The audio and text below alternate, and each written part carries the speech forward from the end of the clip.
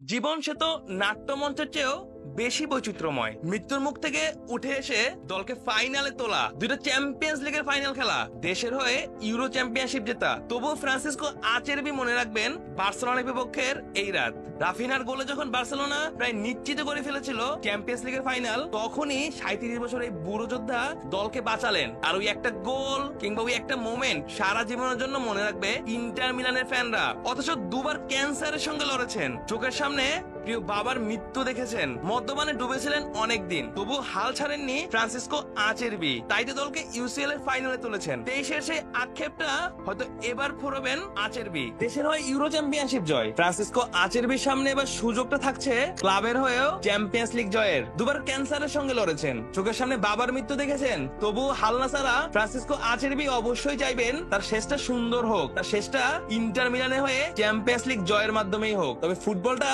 শুধু গোল কিংবা হার ড্রয়ের গল্প নয়, ফুটবলে এরকম আচেরবির মতো অনেক কিংবদন্তির গল্প থাকে, যেখানে মৃত্যুর সঙ্গে লড়েও শেষ পর্যন্ত নায়ক হয়ে ওঠার সুযোগ থাকে।